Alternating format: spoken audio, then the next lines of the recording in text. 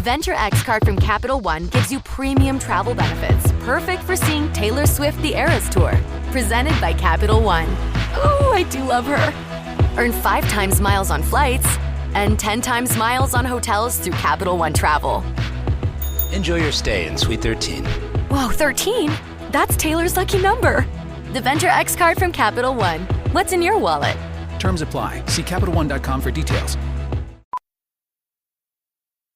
By now, you know that sound. It's the sound of the Home Depot. But what about that sound? You're listening to a set of GE appliances, complete with all you need to keep food fresh, dishes clean, and everything else stress-free. Making this the sound of savings on top brand appliances. The Home Depot. How doers get more done. Get up to 25% off select GE appliances right now. Offer valid January 5th through January 25th, 2023. U.S. only. See store or online for details. Hey, it's Mistress Carrie, reporting for duty from MCHQ for episode 91 of the Mistress Carrie podcast. This episode of the podcast is sponsored by MistressCarrie.com. If you're looking for a place to keep track of all of the shows coming to New England, the events calendar at MistressCarrie.com is where you need to be. Also on the website, you can check out my blog, photo galleries, every episode of my video streaming show, Cocktails in the War Room, and you can also find all 91 episodes of the Mistress Carrie podcast, the bonus episodes, and the Sit Rep, which gives you all of your rock news, music headlines, and industry info in less than 5 minutes every weekday. And while you're on the website, you can check out the official Mistress Carrie online store that's filled with everything from t-shirts and hoodies to beanies and even baby onesies. You'll also find all of my links to find all of my social media accounts, including the Mistress Carrie Backstage Pass on Patreon. The Backstage Pass gives you extra access to me and everything that's going on. You get exclusive travel blogs, photos, discount coupons for the online store, and every month we do an exclusive live stream. You can even submit questions for podcast guests. And I want to say hello to Monica, John, Brett, Atwood, Ashley, Tracy, Christine, and Jenna. And thanks for having a Backstage Pass. You rock. So if you're looking for all things Mistress Carrie, just head to MistressCarrie.com. Everyone that I talk to on the podcast has had a different experience during COVID. And I don't think anyone has had a better pandemic than Moriah Formica from Plush. Slash told me in episode 88 that he started doing jigsaw puzzles and playing with Legos. Jonathan Davis on episode 87 said that he started gardening. What did Moriah do? She got connected with 3 other girls, formed a band, got a record deal, worked with famous rock producer Johnny K, released an album, went on tour with Hailstorm and Evanescence, and now is on tour with Slash featuring Miles Kennedy and the Conspirators. Seriously.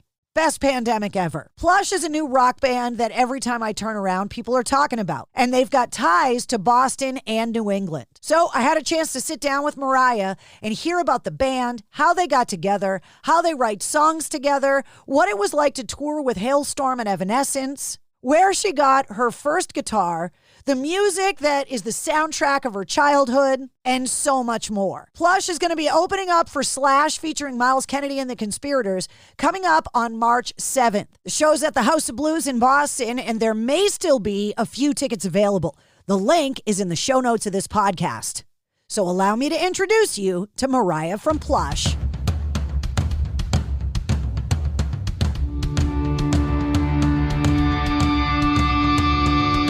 Hey, what's up? This is Sully from Godsmack. Strap on those boots, baby, because you are now in the trenches of the war room with the one and only Mistress Carrie right here on the Mistress Carrie podcast. What's up? This is Joe Rogan, and you're listening to Mistress Carrie. Her hair is so lovely.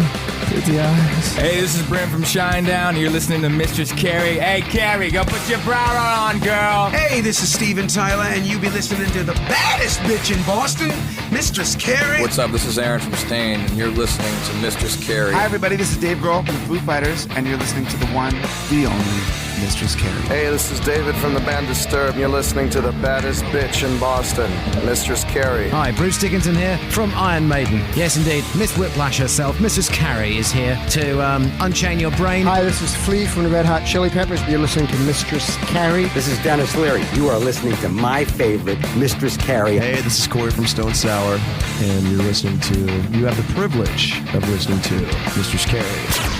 Oh, God. Oh, yeah.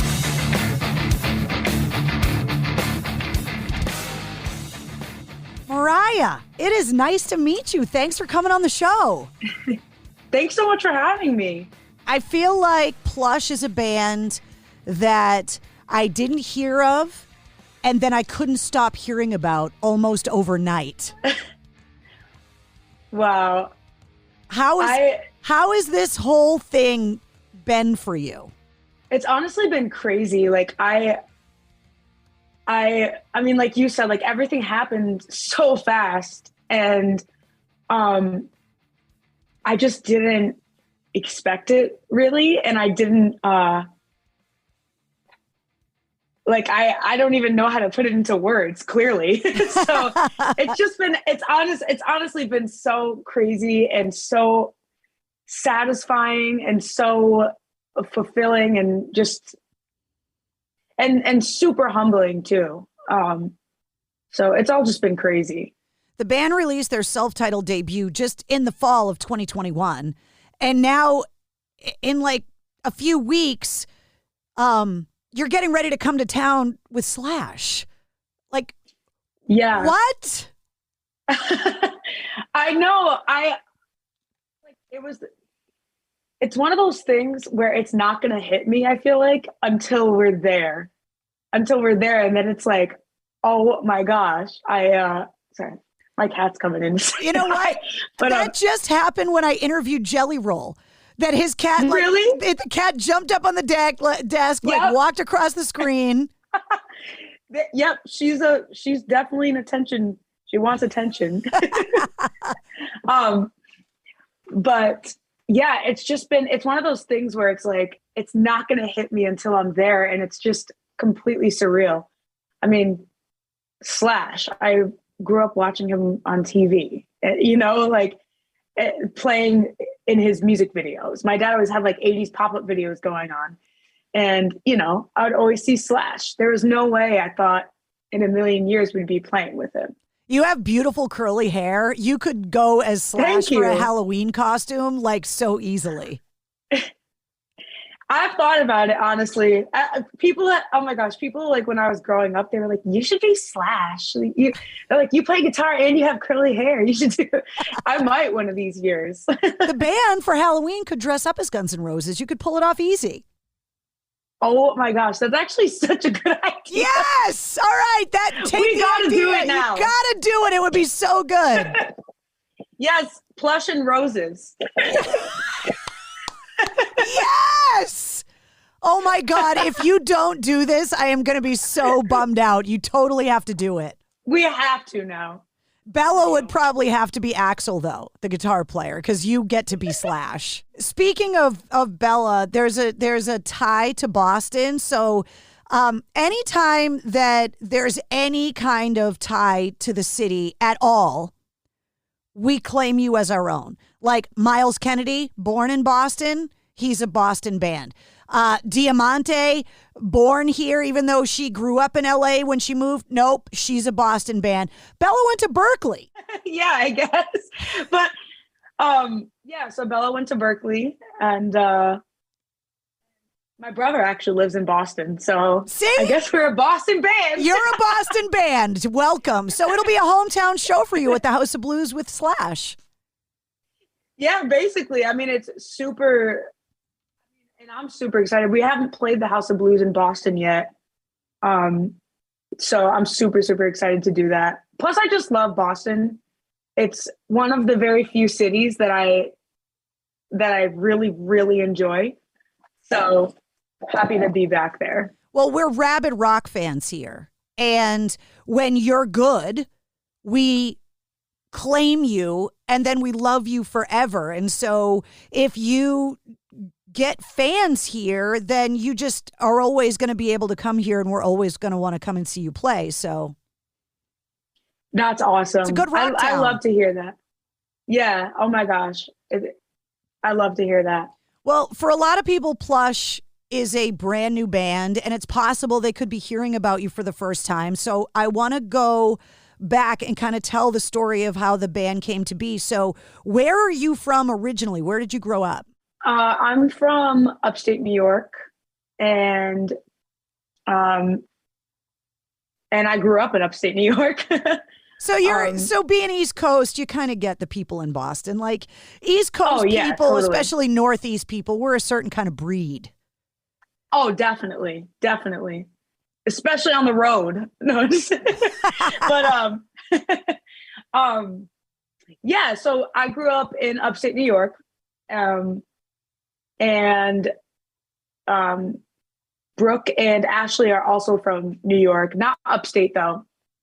And then Bella's from Maine, and I believe they all grew up there too as well.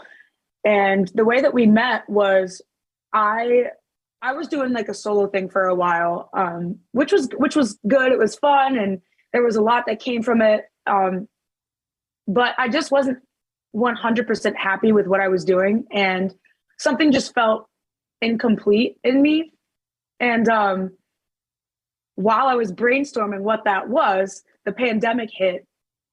And right around that same time, since I was on social media all the time, since, what else are you going to do during the pandemic? To do, yeah. Right. So I came across Brooke and her videos, and I was like, this girl is like, first of all, she's 16. She's amazing. I can't believe this. And I found out that she lived in the same state, and I was like, shut up. Like, we have to do something about this. And so our dads got in contact through a mutual venue that we played, and we met and we just jammed, and the chemistry just clicked. It was just instant, as friends and musicians. It was perfect. And so we decided, like, yeah, let's try this. Let's give it a real go. Let's try to be a band.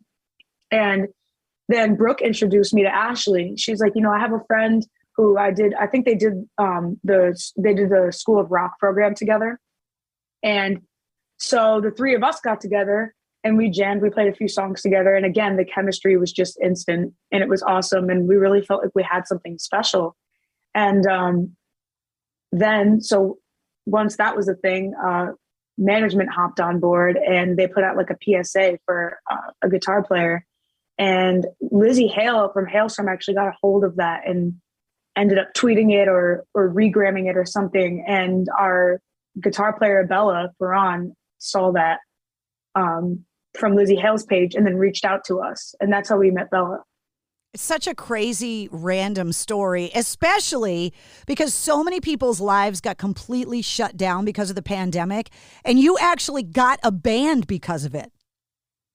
Yeah, it's crazy whenever, like in various interviews or even just conversations, is people are like, so like, how's the pandemic affected you? And obviously there are a lot of like, downsides and whatever, but I almost look at it as a blessing in disguise for us personally, because it was like, we wouldn't have had this band, I don't think, if it weren't for,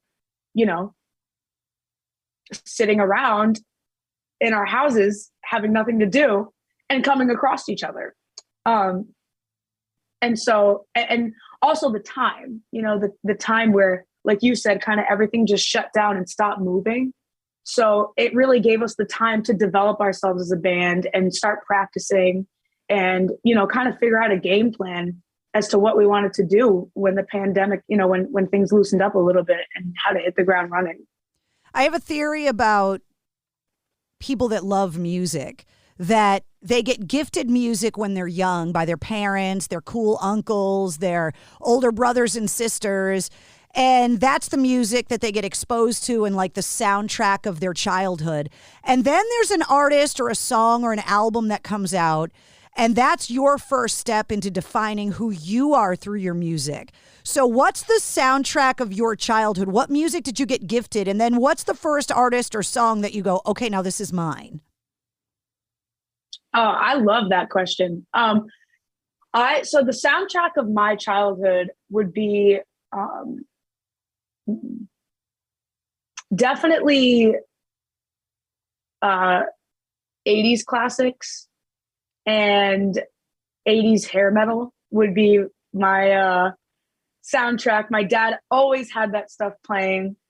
It was just always there. I mean, it literally actually was kind of like a soundtrack in my life because it was just always there. In the car, my parents both love music. And so in the car, there would always be music on. My dad always had Poison CDs, Skid Row, Bon Jovi. And the list goes on and on and on. I mean, like Winger, my dad he loved all the bands. And so, he'd always have like 80s pop-up videos going on in the morning, or That Metal Show with Eddie Trunk. So that was definitely the soundtrack of my childhood. What I would say is the defining artist that kind of really opened my eyes up and made me realize, hey, I want to actually give this a go and do this. It was Aerosmith for me, actually. And I was about another Boston band, right? Yeah. So you can tell everybody you're a Boston band, just like Aerosmith. So, I was probably around 5 or 6, and I wanted my first guitar because I saw, I listened to Aerosmith. I fell in love with them. I loved the way Joe Perry played guitar. And I just thought they were so cool. Like there was just something about them that I was like, hell yeah. A little 6-year-old me was like, yes. So I picked up, I got my first guitar for my birthday, and it was like a $20 Target guitar with like one of those built-in amps. And I took that thing everywhere, and I would actually lock myself in my room, and I would put Aerosmith CDs in my PlayStation 2 and let them play. And then I would just sit there with my guitar and noodle and like figure out like, okay, how do I do this? And I had to learn a piece of something before I would let myself out of my room every single day. So Aerosmith was definitely that band for me. What was the first thing that you played on your Target guitar that you played right, where you went, oh my God, I think I got it? Oh my gosh. I think it was, honestly, I think it was Back in Black by AC/DC.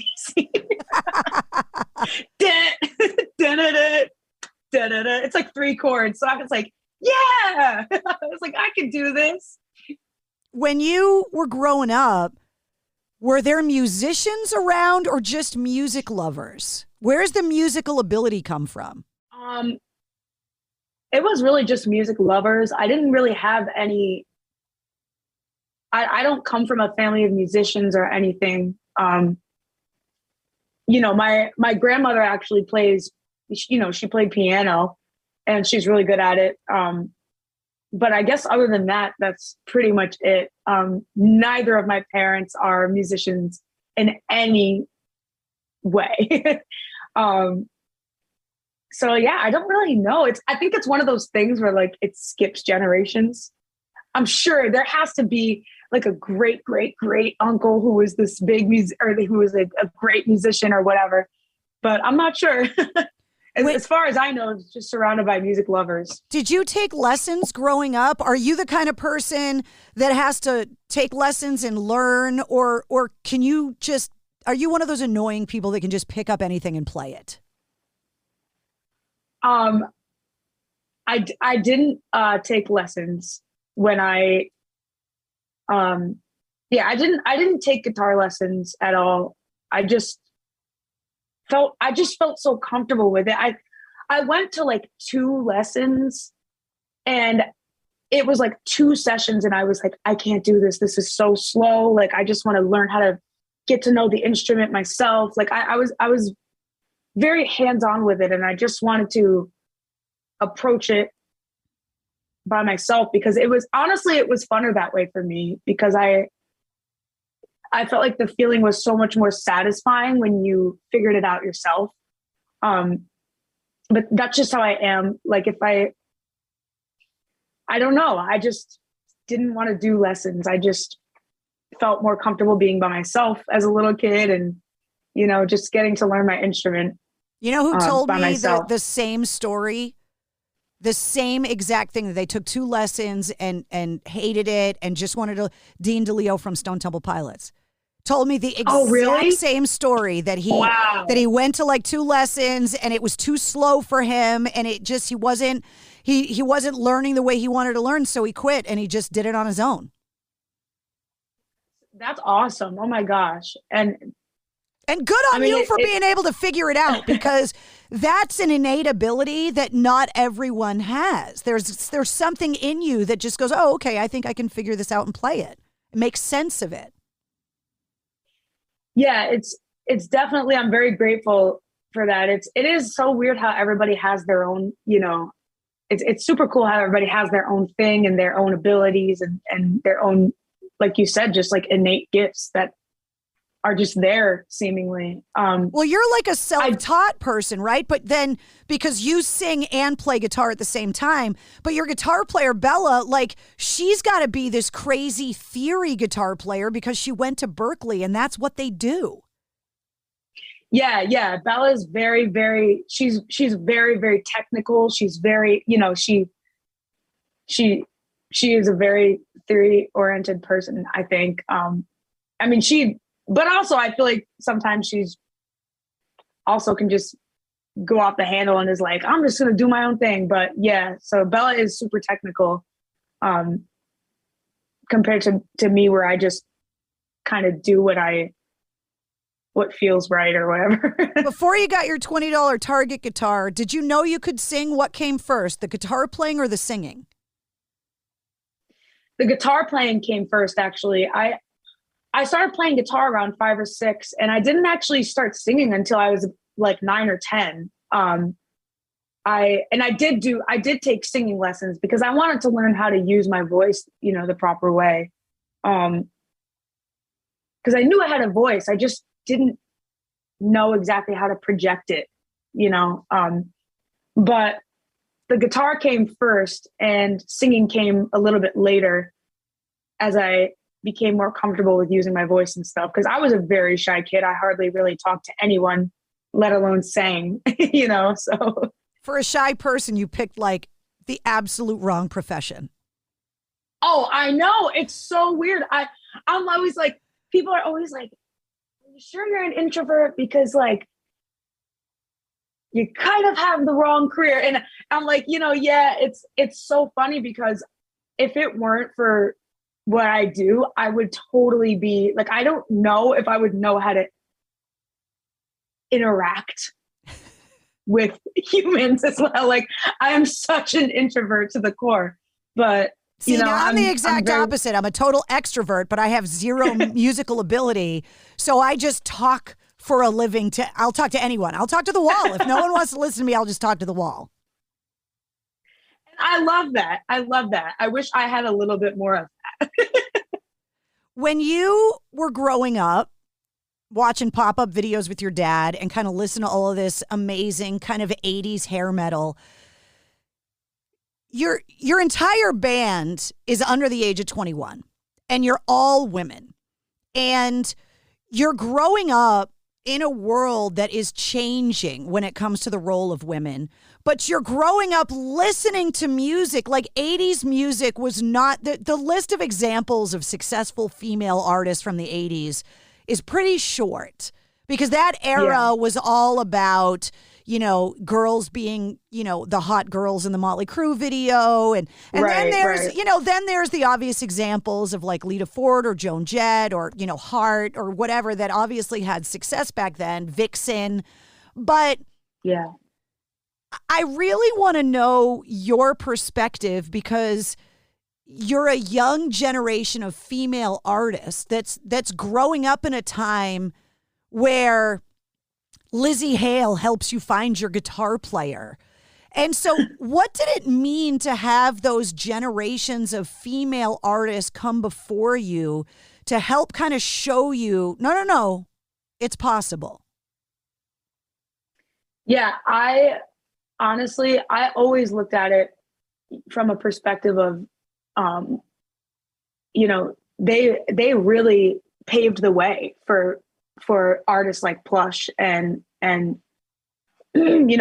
other female artists in rock. And I've always had tremendous respect for every single female rocker out there who came before us, because like I said, they paved the way. And they certainly had to, deal with things that were, more like harsh treatment and more objectifying and more, to a greater extent and a greater intensity than we do, and I believe that because they came before us, we were able to make progress with things like that. So bands like us, are able to do what we love comfortably, So when I think about women in rock, particularly, that's what always comes to my mind. I can imagine as a parent, there are a few things that your kid comes to you and says, this is what I want to do for a living, that would make you excited, right? Doctor, lawyer, engineer, astronaut, whatever. I would imagine rock singer as being something that would scare the shit out of your parents. So when you finally get to this point and you're like, wait, we're putting this band together, like, I don't think I want to be a lawyer, mom and dad. Like, this is my path. How did that go over?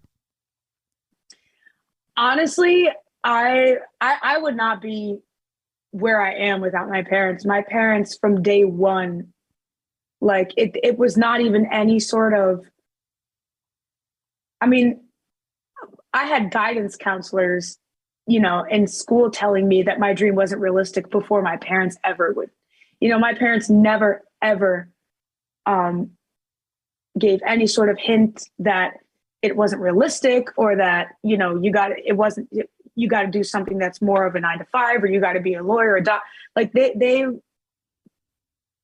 were overjoyed that I found something that I was so passionate about, and that I found something that was an outlet for me, and, and that I enjoy and that I was good at as a kid. And so they really, really have just poured everything that they have into making my dreams come true from the time I was 10 years old, constantly driving me to gigs, taking me to open mic nights at 11 years old, all sorts of stuff, buying me guitars, like just things that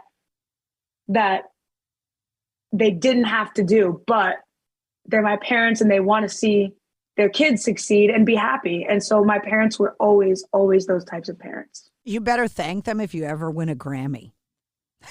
Oh my gosh. Yes. No, I owe everything to them. My parents are my number one supporters, and they always will be, and they always have been.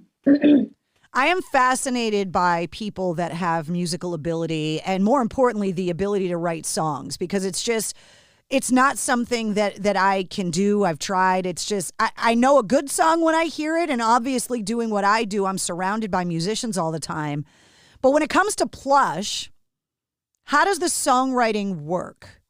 Who brings the original idea in? Is it riff based? Is it lyric based, melody based? How does it start? A lot of the riffs, a lot of it's riff based. I'm personally a very riffy writer. Like I'll have a riff in my head and I just run with it, and I'm like, but then there's certain times where a lyric will pop up in my head, or a line or an idea or something.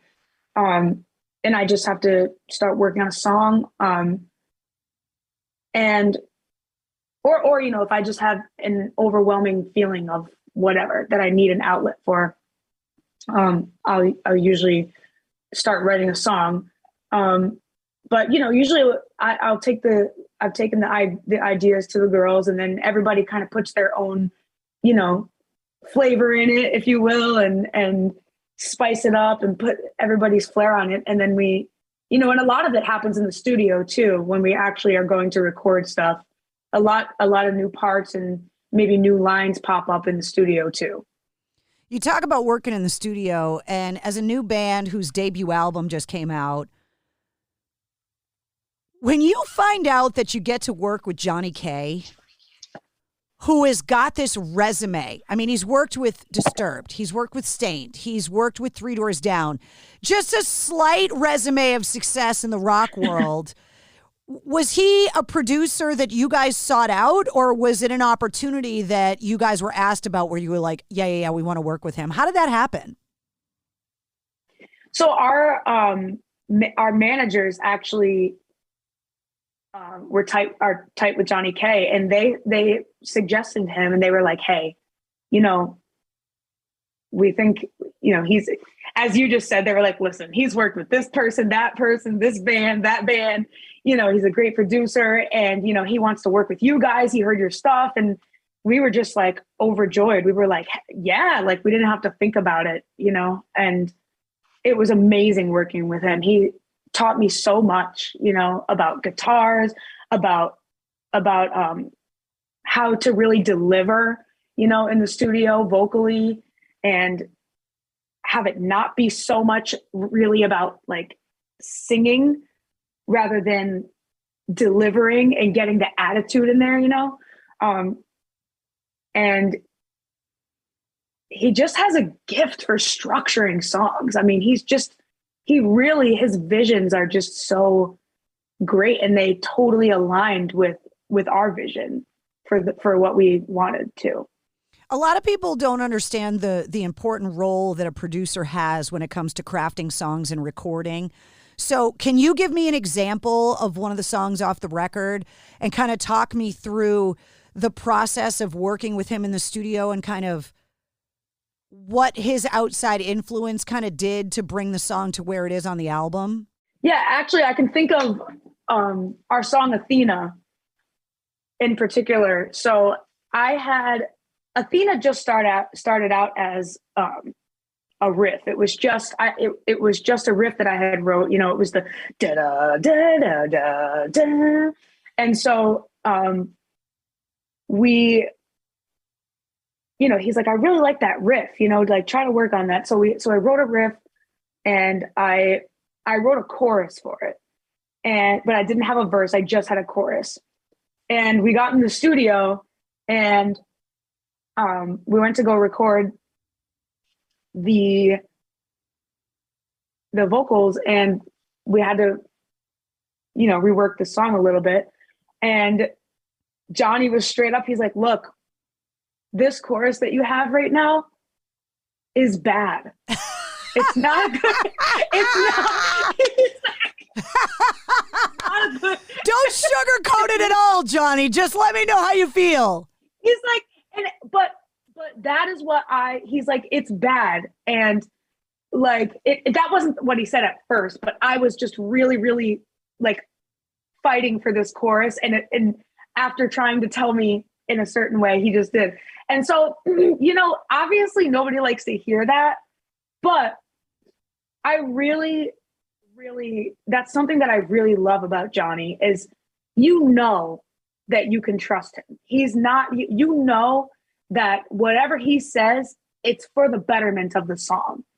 So, you know, I love that about Johnny. And so we sat there and we, you know, we rewrote an entire chorus, you know, and a verse, all because Johnny was like, look, this chorus, it's not strong. It's not it. And, you know, before we knew it, he's just rattling off all these ideas. And, well, why don't you put this here? And why don't you just take this and then put it in the verse? And why don't you do this? And I'm like, well, yeah, shit, why didn't I do that? You know?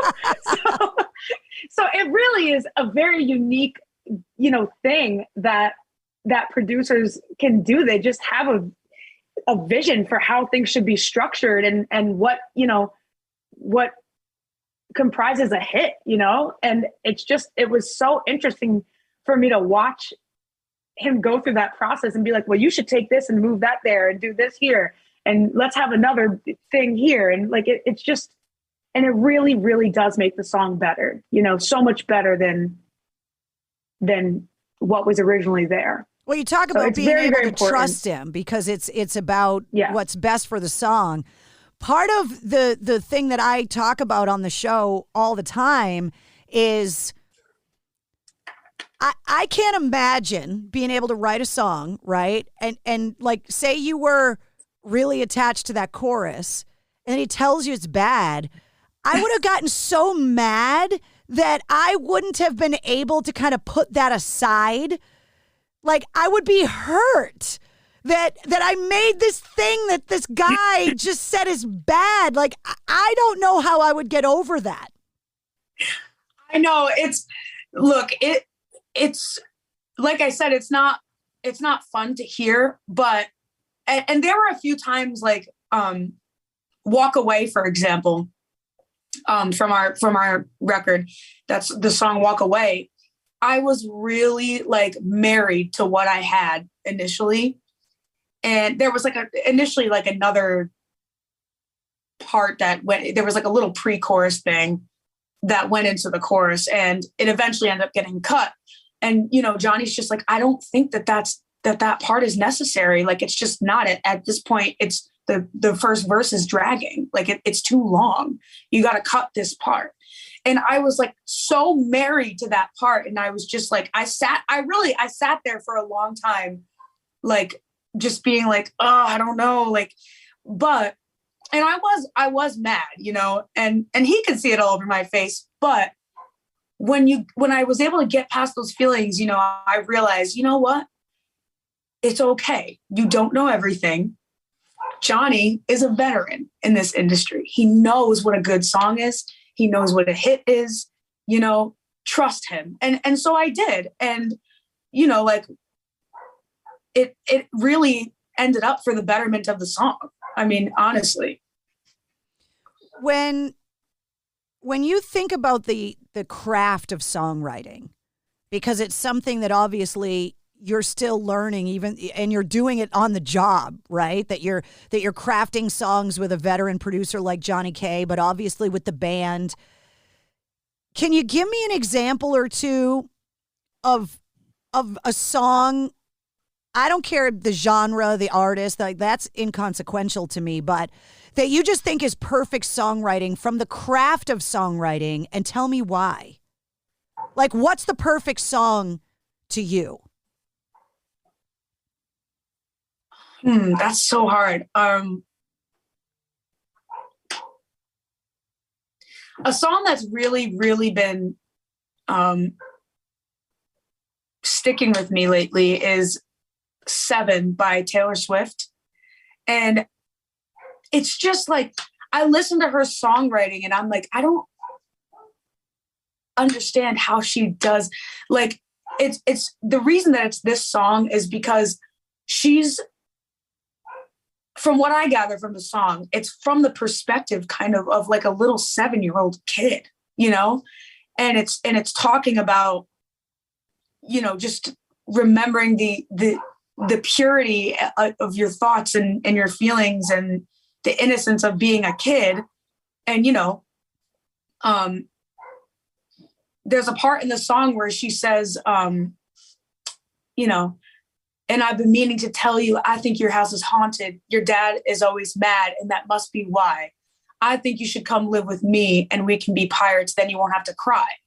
Like, those lyrics, at first I listened, I'm like, what does this mean? And I'm pretty sure what it means is like this perspective from this 7-year-old kid who has a dear friend, and they love that friend. And they're always going over to their, you know, at the house, and they witness the dad who's always mad, you know, but he's really abusive and he's angry.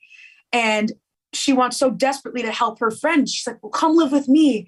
You know, we can be pirates. We can have fun, you know, or hide in the closet. And then like the fact that she can write this perspective, like from the perspective of a 7-year-old child, and have the listener know what she means is incredible to me. I thought that was like, I listened to that and I'm like, that is such an interesting, different perspective that you really have to be a talented songwriter to be able to put yourself back in those shoes, as a 7-year-old kid.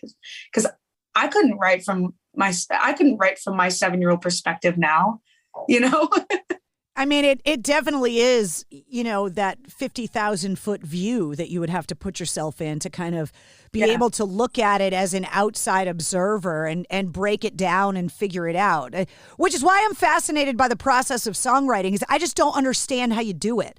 That 1 minute you have a bunch of feelings and the next minute you're winning a Grammy and somewhere in between you found a way to write it down, craft it, record it, and have it be something that not only made you happy and kind of funneled those emotions for you, but somehow found a way for the people listening to it to feel like you wrote it for them.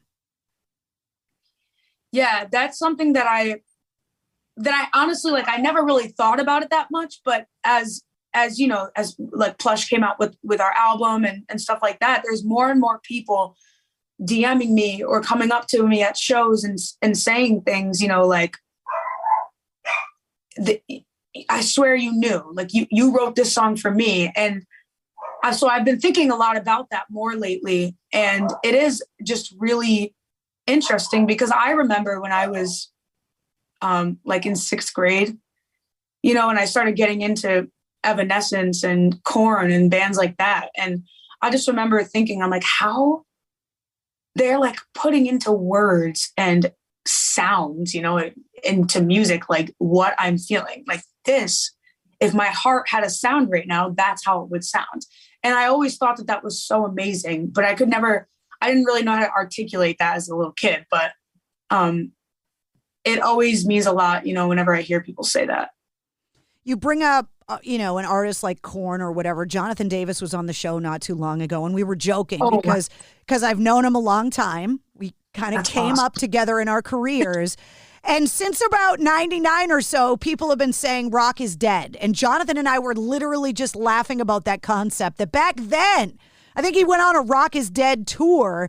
And since then, people have been saying that rock was dead. You are now part of this new generation of rock. When people come up to me and they say, well, name me a band that's come out in the last year or, the last 5 years that matters or whatever. You're now coming in as a new generation rock artist. What do you say to people that are like, rock's dead? It's there, it's over. Honestly, I think that's, first of all, I think that's really sad that people look at things that way. Just because it doesn't make a crap ton of money anymore, like pop music and country and whatever else is making all the money right now in America. But just because that seems very superficial to me. Like it doesn't seem, because if you really actually do look around and look elsewhere other than mainstream radio and just mainstream in general, rock is sort of everywhere. I mean, people love rock. I mean, you were just saying that Boston has like rabid rock fans. It's not dead. And from what we've seen as Plush so far in the short time that we've been a band, it's certainly not dead. And I'm telling you, like, there are kids that come to our shows and they have this look of like, kids are just, I think that little kids are mesmerized by the idea of rock and roll. And I love seeing that. Regardless of who's playing, because there's like a genuineness and a rawness about rock and roll. And so that's why I think that it will never die, because I feel like rock is one of the most, and obviously I'm being biased because I'm a rocker, but I feel like rock is one of the most true genres out there, And I think that that's why one of the biggest reasons why rock will never die, because it speaks to people truly. It saves lives more than I've seen any other genre save lives. So I don't think rock will ever die. And I think rock is an outlet for a lot of people. Rock is totally the genre to be like, listen, I don't give a damn. I'm going to be myself. I'm going to go do this. I'm going to go party. I'm going to go spill that beer in the mosh pit. You know what I mean? Like, whatever you're going to do, it's a time to get together as one big rock family, you know? And there are so many reasons why rock, I don't think, will ever die. And there are so many bands out there that are coming out that are rock as well too. So, I mean, I don't really, if you're talking about it from a huge mainstream point of view, okay. But like, even you look at people like, you know, Machine Gun Kelly. And look, if you're not a fan of him, I totally get it. But there are elements of rock that are Post Malone, Post Malone. I mean, look, it's, you know, you got like Travis Barker on the drums with Machine Gun Kelly, and Machine Gun Kelly, he's playing guitar now. Like, people, rock is not dead. And there are definitely elements of rock that are coming through in mainstream music now. And it just keeps on getting more and more prominent, I think, and more obvious as the years go on in mainstream music, that there are elements of rock, you know, essentially coming back. Well, I was watching the Super Bowl halftime show, and to see Eminem and Dr. Dre and Snoop with a full band. Oh, it was amazing. I was like, wait a minute. No, exactly. They could just play this on a turntable. They don't need to have a bunch of musicians out there, but they chose to. And I thought that was very telling, that they brought up a bunch of live musicians to play the music. I thought that was really cool. Totally. And like, you know, you look at people like Lady Gaga, who's a total rocker, by the way. Lady Gaga is a total rocker. But you know, even in her biggest EDM, you know, eras, her live shows it was a band. She plays with a band, you know, and there are a lot of points where I know a lot of people won't know this unless you're like a Gaga fan like me. Like, I love Lady Gaga, but there were a lot of points in her live shows where, you know, the guitar players would play some heavy riff, you know, like in the song Judas. I mean, they were tuned down, I think, to like drop C, and they were playing the riff, the down, down, down, down, down, down. I'm like, that's rock and roll. I mean, I think that Rihanna has Nuno Betancourt from Extreme as her guitar player. Really? Yeah. She tours with a full band, and Nuno, go on YouTube and look up like Rihanna's like live performances. That's Nuno Betancourt playing guitar for Rihanna. See, that's amazing. That's incredible. And that just goes to show, I mean, there are so many reasons, I think, why rock is not dead. And I don't think it's ever going to die. I mean, you can't kill off a whole genre of music. I mean, you know, I don't think that being huge in the mainstream eye or making the most amount of money, you know, with mainstream, like, I don't think that is what determines whether a genre is dead or not. I think it's your definition of success, right? If you want to be a successful musician, if you play shows and fans show up, that's successful in my eyes. Exactly. It's that simple. It's that simple, you know? It's that simple, really. I mean, you kind of just summed it up, really. When you get embraced, right? When you see somebody like David Draymond from Disturbed tweeting about your band, and you get welcomed into this island of misfit toys, that I like to call it, that all of us that have no other place to go get together and call this home. What does that feel like to you, that you're being welcomed into this genre, not only as a new band, but also as a band of women?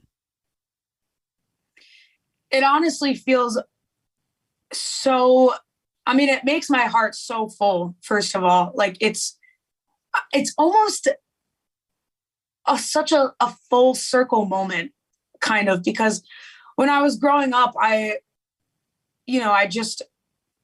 these were all people that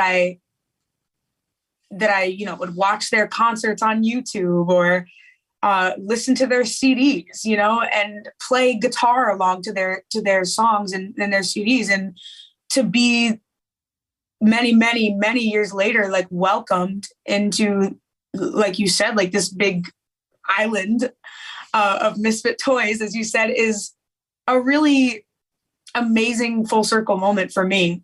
And it's really, it makes you feel heard. It makes you feel seen because you are being heard and seen. And it makes you feel like,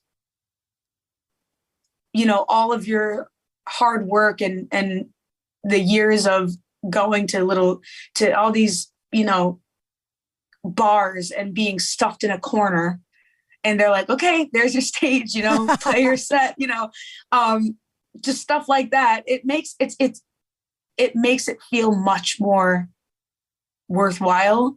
And it just shows that all that stuff really pays off. So it's a very, very amazing feeling. There's no way for me to say this without A, aging myself, and B, sound. I don't mean it to be condescending in any way, but to say something like "I'm proud of you" is something that could totally come across the wrong way. But I want to preface it by saying this: I had a conversation with Amy Lee and with Lizzie when they announced the co-headlining tour, and we talked about rock in the 90s and the new metal era and I've worked in rock radio for 30 years now, and I remember what it was like in those meetings where it was like, well, we have a song by a band that has a girl in it, so we don't need any more. Right. And to have this idea that, like, when I started in radio, it was like, well, I was the only girl on the entire staff, and they had me, so they didn't need another one. They didn't need two girls on the air talking about rock music. They had one. And so I'm talking to Lizzie and Amy about how things have changed just in the time that their bands have been around.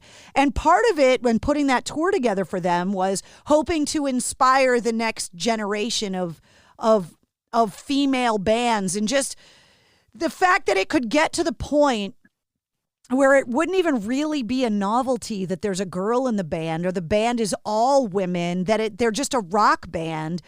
And so I go back to what I said initially about being proud, because all of those years ago, women like me hoped that someday the world would get to a point where a band like Plush could happen. And so for me to get to a point to now be talking to you and to have it be possible and happening, and to have you be welcomed into the industry, and for there to be success at radio, and for you to be opening up for fucking Slash, it's like, oh my God, it actually happened. What we all was hoping would happen actually was possible. So that's where my pride comes from, to see that you guys are able to kind of take this next step, not just for women, but for rock in general. It's awesome. Right. Yeah. First of all, thank you so much. I can't imagine what it must be like to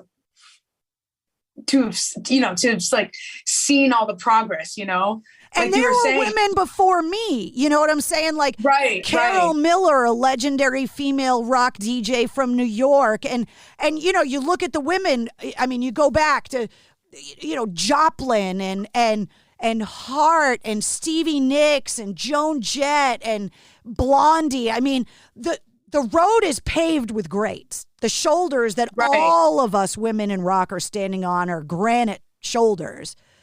But it's not very often that you get to recognize progress in real time, which is kind of where I'm getting to at, Right, definitely. And I totally wholeheartedly agree. And I am so grateful, that the progress has been made, and it is still being made, and that we're able to, go out and do this and do what we love. Because it's not just girls coming to a Plush show. There's dudes in the crowd.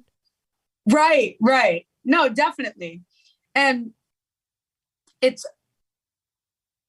it really is a great feeling to be recognized, you know, as a rock band, you know, not, you know, like you said, not necessarily a novelty. Yeah. All the time. And because I feel like that's something about being a woman specifically, is you feel like that thing where it's like, are we being recognized for our musicianship or being recognized for our looks? You know what I mean? Like just things like that. Or are we being recognized just for our gender? You know what I mean? Yeah. So I agree. The progress that's been made is awesome. And that's why I have so much tremendous respect for every single, you know, female in rock who paved the way for us. The album's out.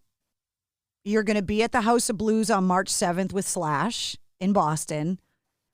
What's kind of your I don't want to say bucket list, but like your goal list? Like what are the milestones that you've set for yourself in the band next? Like what's the next phase of Plush now?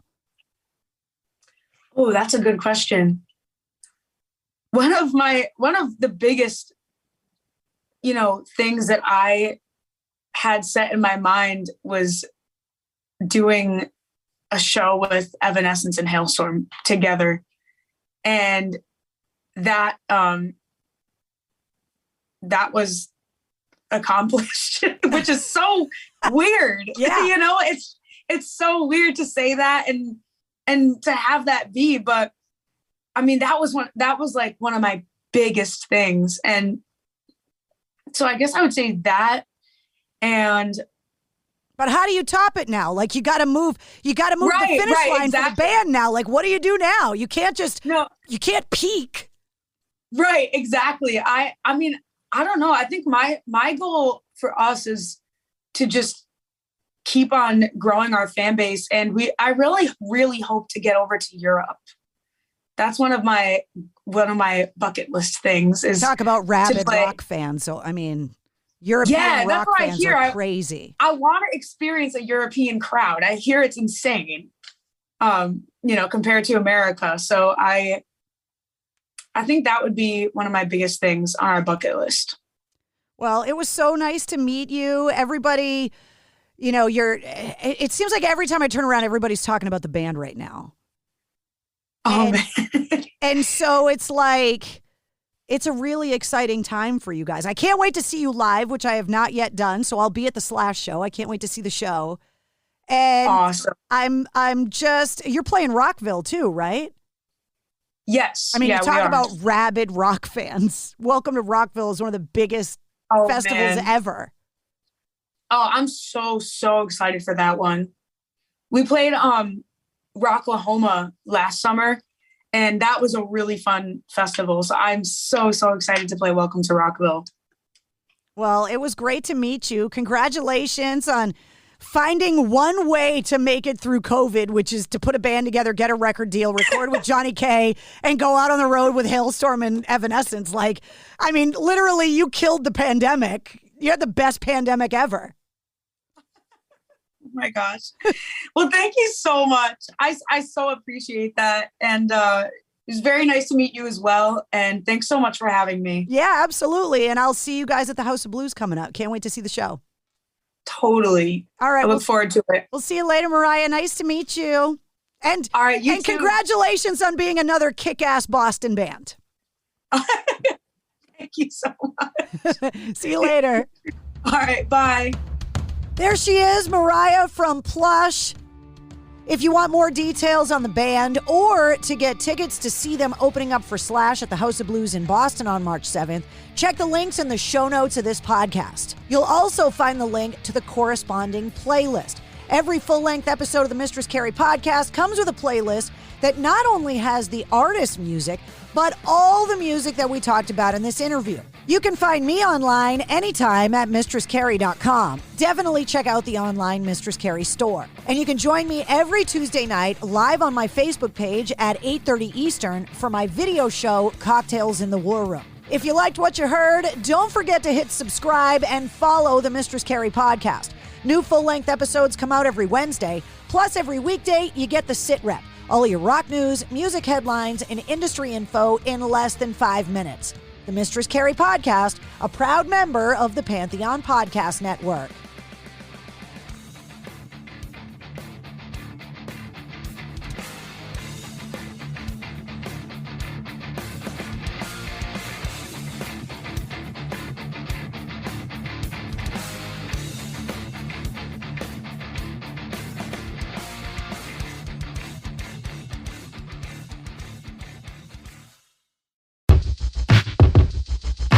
The Venture X card from Capital One gives you premium travel benefits, perfect for seeing Taylor Swift the Eras Tour. Presented by Capital One. Ooh, I do love her. Earn 5 times miles on flights and 10 times miles on hotels through Capital One Travel. Enjoy your stay in Suite 13. Whoa, 13? That's Taylor's lucky number. The Venture X card from Capital One. What's in your wallet? Terms apply. See CapitalOne.com for details. By now, you know that sound. It's the sound of the Home Depot. But what about that sound? You're listening to a set of GE appliances, complete with all you need to keep food fresh, dishes clean, and everything else stress-free. Making this the sound of savings on top brand appliances. The Home Depot. How doers get more done. Get up to 25% off select GE appliances right now. Offer valid January 5th through January 25th, 2023. U.S. only. See store or online for details.